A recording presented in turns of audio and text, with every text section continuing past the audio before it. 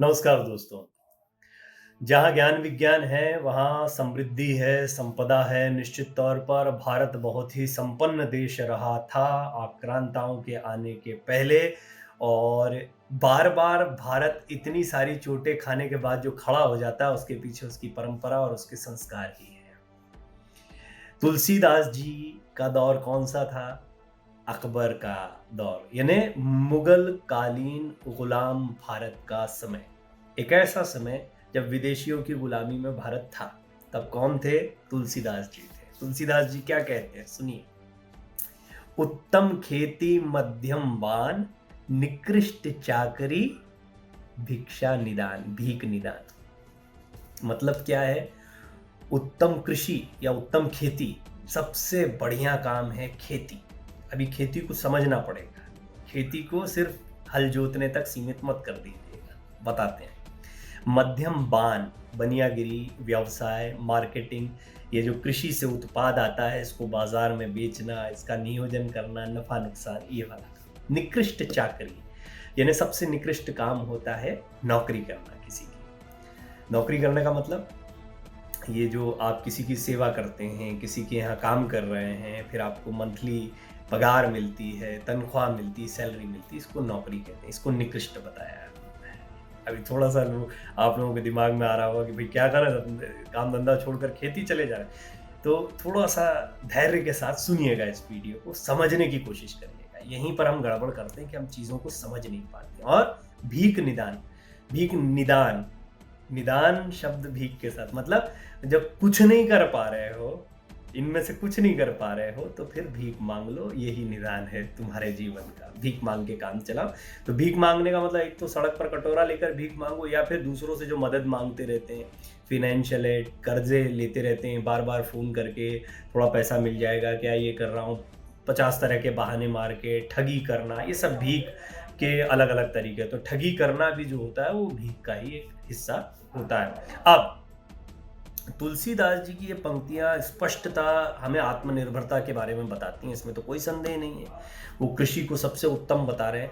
लेकिन मुझे ये वीडियो बनाने की प्रेरणा ऐसे मिली कि भारत की एक पुरानी लोकोक्ति है। मैंने अपने कुछ आलेखों में उस चीज़ का ज़िक्र भी किया है। लेकिन मैं सीधे-सीधे शब्द का इस्तेमाल करता हूँ क्योंकि ये स्लैंग जो होती है वो ज़्यादा इम्पैक्टफुल होती है। कुछ लौंडे-लपाड़े टाइप के पत्रकार पैदा हो गए हैं।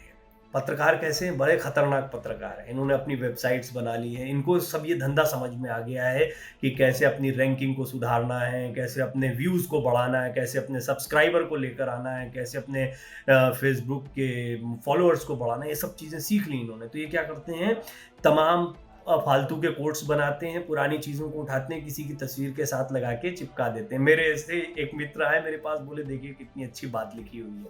बात क्या लिखी थी? जेफ बेज़ोस के नाम से लिखी हुई थी। जेफ बेज़ोस को आप जानते हैं, बड़े अंतर्राष्ट्रीय ख्याति प्राप्त व्यवसायी हैं, अमेज़न जिन्होंने बनाया। तो लिखा उन्होंने कि भिखारी ऐसा होता है जिसको तुरंत पैसा चाहिए। मज़दूर ऐसा होता है, आपने भी सुना होगा, पढ़ा होगा, मज़दूर ऐसा होता है जिसको दिन के अंत में पैसा चाहिए। और जो चाकर होता है, नौकरी करता है, उसको महीने के अंत में अपनी सैलरी चाहिए। जो बनिया होता है, जो व्यवसायी होता है, वो दिमाग लगाता है और कोशिश करता है कि उसका साल भर का कुछ मैकेनिज़्म बन जाए। जो फ़ाइनेंशियल ईयर एंड होगा तो वो अपना नफ़ा-नुकसान देखेगा, इतना पैसा लगाया, इतना पैसा कमाया, वो सीधे-सीधे कमाता है वो। लेकिन इन सब में सबसे बेहतर वो होता है जो लॉन्ग टर्म की प्लानिंग करके चलता है। लॉन्ग टर्म की प्लानिंग, इसको हमारे यहाँ ऐसे कहा जाता है, जो रचनात्मक होता है, जो विचार की क्रांति लाता है, जो एक ऐसा अवसर लोगों के सामने रखता है, जो सिर्फ उसके लिए धनोपार्जन नहीं करता, उसको संपन्न नहीं बनाता, बल्कि उसकी आने वाली पीढ़ियों के लिए भी एक आधारशिला रखता है। ये भारत का तौर तरीका था। भारत ऐसे ही सोने की चिड़िया नहीं बन गया था कि यहाँ खजानों से सोना निकलता था।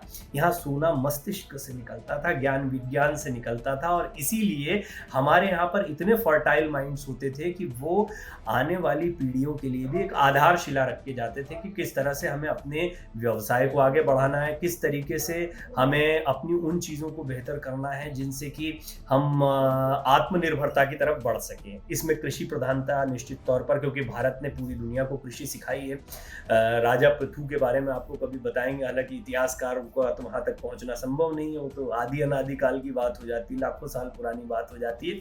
लेकिन उस समय, क्योंकि हमारे वैदिक वाङ्मय में ये सारे नाम मिलते हैं। मैं पाराशर ऋषि जी के बारे में भी, क्योंकि उन्होंने कृषि के ऊपर पूरा अपना एक साहित्य लिखा है कि किस तरह से कृषि होनी चाहिए, हल के कितने हिस्से होते हैं, कितने प्रकार होते हैं, पशु पालन कितना महत्वपूर्ण होता है, इन विषयों पर हमारे ऋषियों ने लिखा है।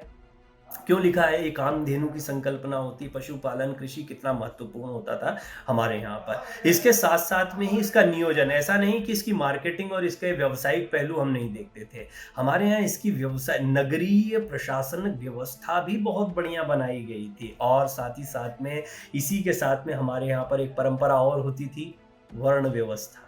एक व्यवस्था बनाई गई थी, ये व्यवस्था थी। ये जातिगत भेदभाव नहीं था, ये वर्ण व्यवस्था थी। आपकी चॉइस है, आज भी लोग करते हैं।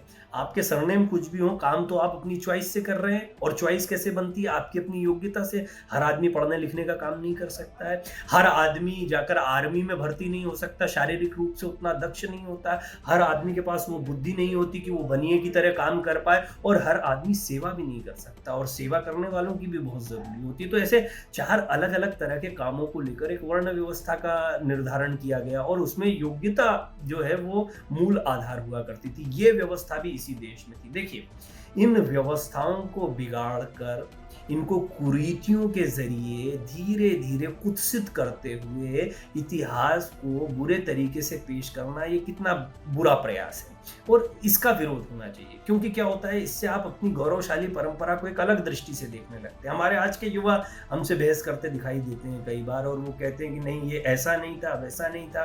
कई इंटरनेट वैज्ञानिक हैं, वो जो है वो तुरंत खड़े हो जाते हैं, नहीं नहीं हम नहीं मानते, हम नहीं मानते। नहीं मानने से नहीं होता है। एक होता है आपकी अपनी बुद्धि, और वो बुद्धि क्यों कमजोर होती जा रही है? क्योंकि आप अपनी परंपराओं का पालन नहीं करते हैं, आप उस दिशा में नहीं जाते हैं, उस ज्ञान की तरफ नहीं जाते हैं जो बुद्धि को विकसित करने के लिए था। तो ये जिसको आप जेफ बेजोस के नाम से बेच रहे हैं ना मार्केट में, आजकल के हमारे इंटरनेट के उद्योगपति, वो मैं आपको बता दूं कि ये भारतीय वाङ्मय में हमेशा से था। और उत्तम खेती, तुलसीदास जी कह रहे हैं, जैसा मैंने कहा, उन्होंने एक बुंदेलखंड के बारे में भी कुछ लाइनें लिखी थी, वो मैं बता, क्योंकि मैं खुद बुंदेलखंड से आता हूँ। तो खेती न किसान को भिखारी को न भीख, बनिक को न बनिज न चाकर को चाकरी, जीविका विहीन लोग सिद्धिमान सोच, बस कहें एक एकन सो, कहा जाई का करी।